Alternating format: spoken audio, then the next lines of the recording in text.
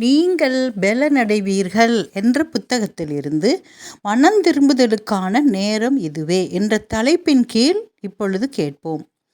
தேவனுடைய கிருபையை நீங்கள் விருதாவாய் பெறாதபடிக்கு உடன் வேலையாட்களாகிய நாங்கள் உங்களுக்கு புத்தி சொல்லுகிறோம். அனுக்கிரக காலத்திலே நான் உனக்கு செவி கொடுத்து இரட்சண்ய நாளிலே உனக்கு உதவி செய்தேன் என்று சொல்லியிருக்கிறாரே.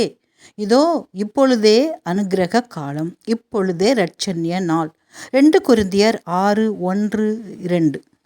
சகோதரர் அவர்களே, இம்மையிலும் மறுமையிலும் மன்னிப்பு பெற முடியாத பாவத்தை நீங்கள் செய்திருக்கிறீர்களா என்று கேட்கிறீர்கள். இதற்கான என் பதில் என்னவென்றால், இது உண்மை என்பதற்கான எந்த ஒரு ஆதாரத்தையும் நான் பார்க்கவில்லை. எது பரிசுத்த ஆவிக்கு விரோதமான பாவமாய் கருதப்படுகிறது?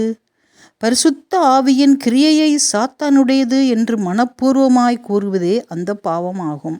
உதாரணத்திற்கு, ஒரு நபர் தேவ ஆவியானவருடைய விசேஷித்த கிரியைக்கான சாட்சி என்று வைத்துக்கொள்வோம்.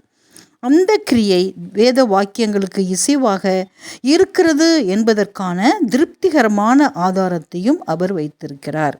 ஆவியானவரும் அவருடைய சிந்தையுடன் கூட அது தேவனால் உண்டானது என்று சாட்சி கொடுக்கிறார். பிற்பாடு எப்படியோ அவர் சோதனையில் விழுகிறார். பெருமை, தன்னிறைவு அல்லது வேறு சில தீய குணங்கள் அவரை கட்டுப்படுத்துகின்றன. ஆவியானவருடைய தெய்வீக குணத்தின் அனைத்து ஆதாரங்களையும் நிராகரித்து முன்னர் அவைகளை பரிசுத்த ஆவியின் வல்லமை என ஒப்புக்கொண்டதை சாத்தானுடைய வல்லமை என இப்பொழுது அறிவிக்கிறார். தேவன் தமது ஆவியின் வழியாய்த்தான் மனித இருதயத்தின் மீது கிரியை செய்கிறார். மனிதர்கள் வேண்டுமென்றே ஆவியானவரை புறக்கணித்து அவருடைய கிரியை சாத்தானுடையது என்று அறிவிக்கும்போது தேவன் தங்களோடு தொடர்பு கொள்ளக்கூடிய வழியை தாங்களாகவே துண்டித்து விடுகிறார்கள்.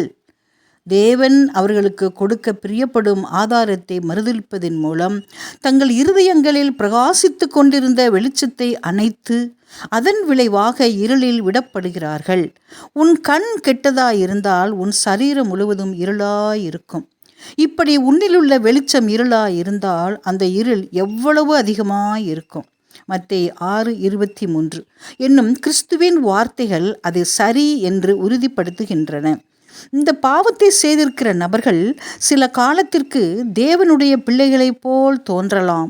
ஆனால் குணத்தை உருவாக்குவதற்கும் அவர்களது ஆவி எப்படிப்பட்டது என்பதை காட்டுவதற்குமான சூழ்நிலைகள் எழும்பும்போது அவர்கள் சத்ருவின் களத்தில் அவனுடைய கருங்கொடியின் கீழ் நின்று கொண்டிருப்பது அறியப்படும். என் சகோதரரே, ஆவியானவர் இன்று உங்களை அழைக்கிறார். உங்கள் முழு இருதயத்தோடும் இயேசுவிடம் வாருங்கள்.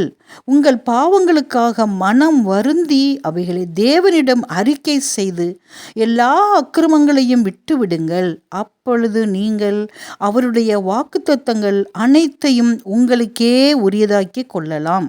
என்னை நோக்கி பாருங்கள், அப்பொழுது ரட்சிக்கப்படுவீர்கள் என்பதே அவருடைய கிருபையுள்ள அழைப்பாகும். ஆமென்.